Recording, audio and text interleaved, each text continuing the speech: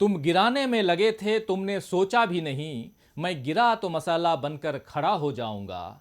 मुझको चलने दो, अकेला है अभी मेरा सफर, रास्ता रोका गया तो काफिला हो जाऊंगा। नमस्कार, मैं हूं राजीव और आप देख रहे हैं घूमता हुआ आईना। आज बात करेंगे गठबंधन की। जी हां, उसी गठबंधन की जिसे मोदी जी महामिलावटी कहते हैं, और बात उस गठबंधन की भी होगी जिसका हिस्सा खुद मोदी जी की पार्टी भी है, यानी बात एनडीए की भी करेंगे।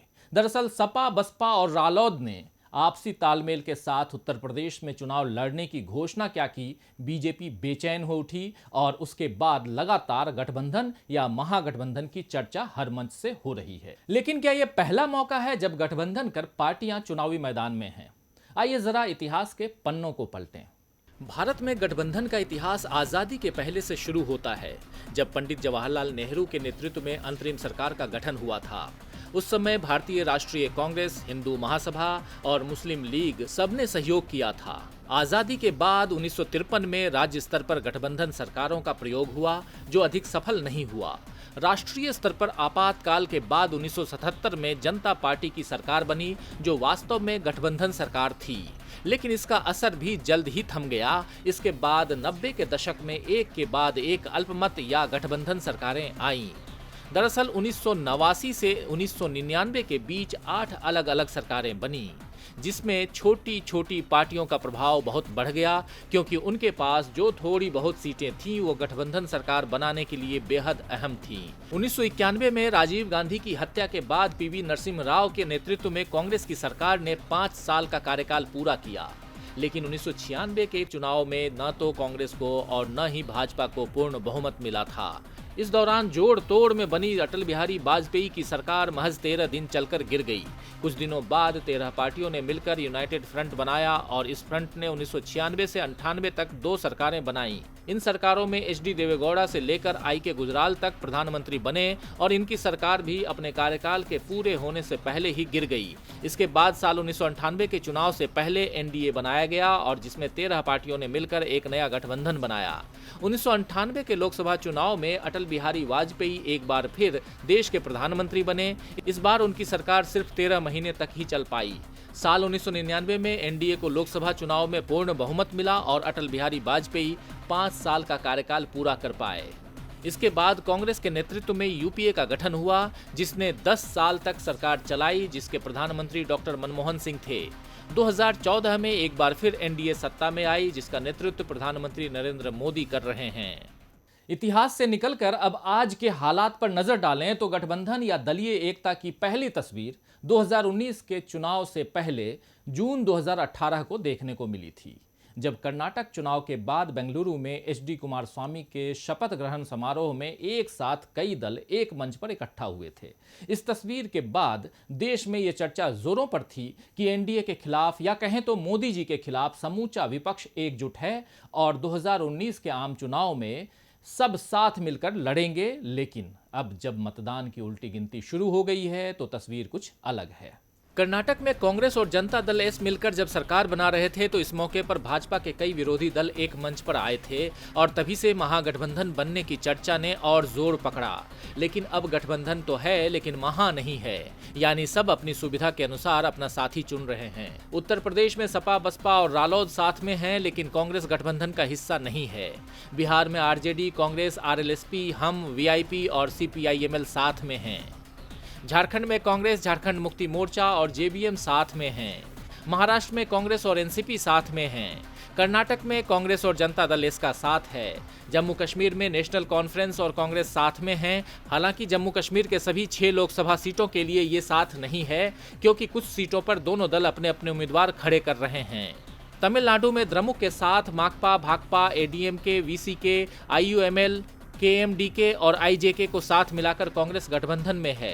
केरल में IUML, Kerala Congress M, RSP के साथ कांग्रेस ने यूनाइटेड डेमोक्रेटिक फ्रंट बनाया है।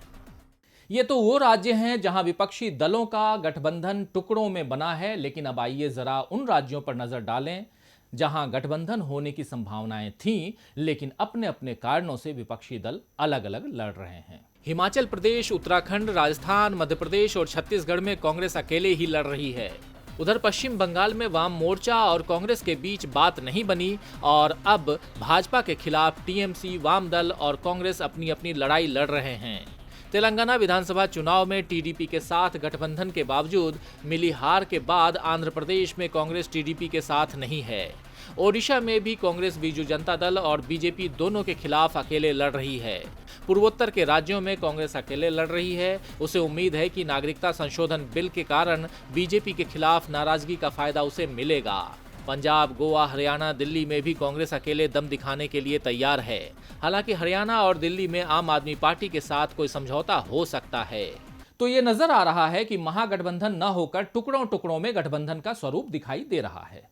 लेकिन मोदी जी जिसे महामिलावटी गठबंधन कहते हैं, क्या वाकई ऐसा है या खुद एनडीए भी इस महामिलावट से अछूती नहीं है? आइए देखें कि एनडीए में भाजपा के साथ किन किन दलों की मिलावट है, यानी गठबंधन है। भाजपा ने विपक्षी दलों की एकता की तुलना कीड़े मकोड़े और जानवरों से लेकर महामिलावट तक तो कर दी, लेकिन खुद चुनाव में वो अकेले नहीं उतर सकी। उसे भी एनडीए की छतरी का सहारा लेना ही पड़ा, जिसके तले कई छोटे बड़े अलग अलग विचारधाराओं वाले दल चुनावी मजबूरी में एक साथ आए हैं। इस वक्त एनडीए कुनबे में कुल 38 दल शामिल हैं, जबकि साल 2014 में भाजपा ने 16 सहयोगी दलों के साथ मिलकर लोकसभा चुनाव लड़ा था और चुनाव के बाद कई दल एनडीए में शामिल होते गए। एनडीए में बीजेपी के साथ शिवसेना, जदयू, लोजपा, अकाली दल, अपना दल S, Suhail Dev Bharatiya Samaj Party, Naga People's Front, National People's Party, United Democratic Front, Sikkim Democratic Front, Maharashtrawadi Gomantak Party, Republican Party of India, All Jharkhand Students Union, Swabhimani Paksha, Pattali Makkal Katchi, All India NR Congress, AIADMK, DMDK, BDJS, AJP, Tamil Maanila Congress और Nishad party जैसे कई दल शामिल हैं, जिसमें से कई के लिए भाजपा ने सीट बंटवारे में त्याग भी किया है, क्योंकि वो चुनाव से पहले अपने सहयोगियों को नाराज नहीं करना चाहती। तो देखा आपने, अगर मिलावट की बात हो रही है तो कौन महामिलावटी है, ये साफ नजर आ रहा है। खैर, सवाल ये उठता है कि आखिर गठबंधन या महागठबंधन या महामिलावट की चुनावों में जरूरत क्यों पड़ती है? दरअसल भारतीय राजनीति यानी इंडियन पॉलिटिक्स में सामाजिक समीकरण को साधना काफी कठिन है। समाज के भीतर जाति, धर्म और भाषा का वर्गीकरण यानी क्लासिफिकेशन इतना गहरा है कि किसी भी दल के लिए एक साथ सारे मतदाताओं को अपनी ओर खींचना लगभग असंभव है। यही वजह है कि देश में कई राष्ट्रीय और क्षेत्रीय दल हैं जो वक्त और जरूरत के हिसाब से बने हैं और आगे बढ़े हैं। बहुसंख्यक, अल्पसंख्यक, दलित, महादलित, पिछड़े, अगड़े, सवर्ण अमीर, सवर्ण गरीब, मध्यम वर्ग, किसान, मजदूर, महिलाएं, युवा, छात्र, नौकरी पेशा, बेरोजगार, ऐसे तमाम वोटर्स को साधने के हिसाब से पार्टियां बनी। कई क्षेत्रीय दल महत्वपूर्ण होकर उभरे। ये अकेले के दम पर तो सरकार नहीं बना सकते, लेकिन बड़े दलों को अपना साथ देकर इतना मजबूत कर सकते हैं कि वे सत्ता में आ जाएं। इन दलों के छोटे छोटे स्वार्थों और महत्वाकांक्षाओं को बड़े दल पूरा करते हैं और सत्ता की मलाई में थोड़ा हिस्सा इन्हें भी मिल जाता है। इस तरह गठबंधन सरकारों में इन दलों की भूमिका महत्वपूर्ण हो जाती है। यूपी में अपना दल हो या बिहार में लोजपा, एनडीए में इन दलों का भाजपा के साथ आना इसी महामिलावटी गठबंधन की राजनीति का उदाहरण है, यानी एग्जाम्पल है। इनके अलावा चुनाव के बाद कई निर्दलीय भी गठबंधन और सरकार गठन में बेहद खास भूमिका अदा करते हैं। ज्यादातर मौकों पर बीजेपी सामाजिक समीकरणों को साधने में आगे रही है, खासकर 2014 और उसके बाद हुए विधानसभा चुनावों में। लेकिन क्या इस बार भी बीजेपी का ये दांव कारगर साबित होगा, या अभी जो टुकड़े टुकड़े गठबंधन दिख रहे हैं वे एक साथ मिलकर कोई नई तस्वीर बना सकते हैं? आइए इस संभावना को भी टटोल लेते हैं। एनडीए में तो भाजपा ने अपने सहयोगियों को जोड़कर रखा है, लेकिन अगर एनडीए की सीटें कम रहती हैं तो बीजू जनता दल, वाईएसआरसीपी, टीडीपी और बीएसपी की भूमिका अहम हो सकती है। इस लिस्ट में ममता बनर्जी की पार्टी तृणमूल का नाम भी जोड़ा जा सकता है, लेकिन ये तमाम बातें सिर्फ अगर और मगर पर टिकी हैं। लेकिन दूसरी ओर इस बात की भी प्रबल संभावना बन रही है कि 2004 की तरह यूपीए फिर से खड़ा हो सकता है, यानी अगर कांग्रेस की सीटों में इजाफा होता है तो वाम दल, सपा, बसपा, टीडीपी, टीआरएस ये सारे दल भी उसे समर्थन दे सकते हैं। शरद पवार और शरद यादव ये दोनों ही नेता कांग्रेस के नेतृत्व में यूपीए की सरकार बनवाने में अहम भूमिका निभा सकते हैं। इनमें इनकी वरिष्ठता और राजनीतिक अनुभव काम आएंगे, लेकिन ममता बनर्जी और मायावती जैसे नेताओं की महत्वाकांक्षाएं कैसे पूरी होंगी ये देखने वाली बात होगी। क्या सोनिया गांधी के साथ इनके संबंध कांग्रेस को मजबूती देंगे या फिर प्रियंका गांधी कोई भूमिका अदा करेंगी, ये देखना भी रोचक होगा। तो नजर आ रहा है कि जून 2018 को कर्नाटक में जो तस्वीर देखने मिली थी वो 23 मई के बाद फिर से देखने मिल सकती है। आखिर राजनीति संभावनाओं का ही तो खेल है जिसे हर कोई जीतना चाहता है। इसीलिए कभी दोस्त दुश्मन बन जाते हैं, कभी दुश्मन दोस्त। खैर, शायर फहीम जोगापुरी ने ठीक ही फरमाया है कि वाकिफ कहाँ जमाना हमारी उड़ान से, वाकिफ कहाँ जमाना हमारी उड़ान से, वो और थे जो हार गए आसमान से।